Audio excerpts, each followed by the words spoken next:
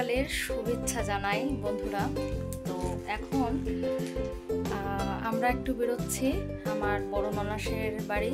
ওর বড় মেয়ের মানে আমার বড় ভাগ্নির আজকে 7 দেবো 9 মাসের।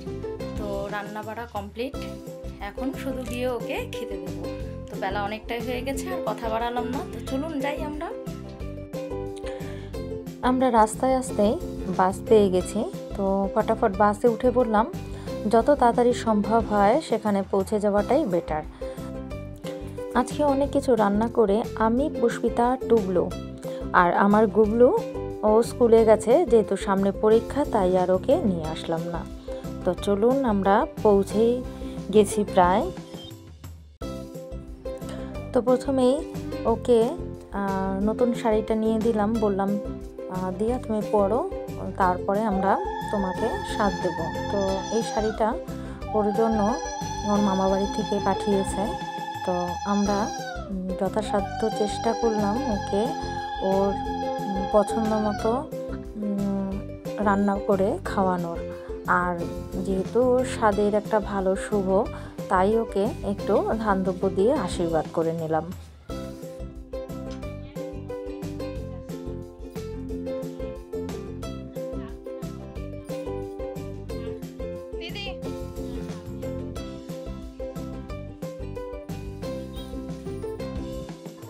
ভিডিওটি আমার ছোট ভাগ্নি করছিল।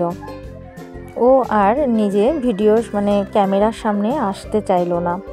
তো যাই হোক, খুব ছোট্ট একটা আয়োজন করে দিয়াকে আমরা সাথ দিলাম, দু যা মিলে মামা বাড়ির তরফ থেকে।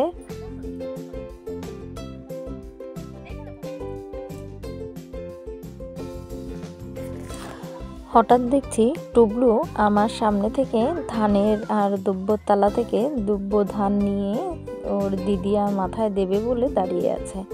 সাহস হচ্ছিল না। পরে আমরা একটু এগিয়ে দেওয়াতে ও ওর দিদিয়াকে আমার মতো দেখে দেখে আশীর্বাদ করছে।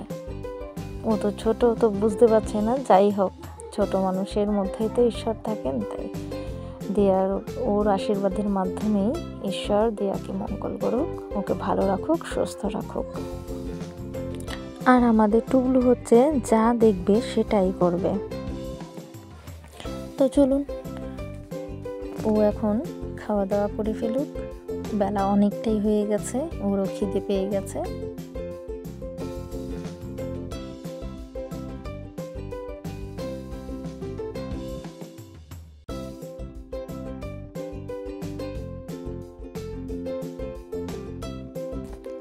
স্বাদের অনুষ্ঠান কমপ্লিট করে আমরা এখন বাড়ি যাচ্ছি। টুবলু ঘুমিয়ে পড়েছে আমার কোলের মধ্যে। তো আজকের মতো আমরা ভিডিওটি এখানেই শেষ করছি। আপনারা দেখে বলবেন ভিডিওটি কেমন হয়েছে। আপনাদের যদি ভিডিওটি ভালো লেগে থাকে, লাইক, কমেন্ট আর শেয়ার করবেন। আর সকলে ভালো থাকবেন, সুস্থ থাকবেন। আর নিত্য নতুন ভিডিও দেখার জন্য চ্যানেলটিকে সাবস্ক্রাইব করে দেবেন। আর আমাকে উৎসাহ দেওয়ার জন্য, আমাকে এগিয়ে নিয়ে যাওয়ার জন্য সকল বন্ধুদের অনেক অনেক ভালোবাসা রইল আর অনেক শুভেচ্ছাও রইল। তো আজকের মতো শুভরাত্রি।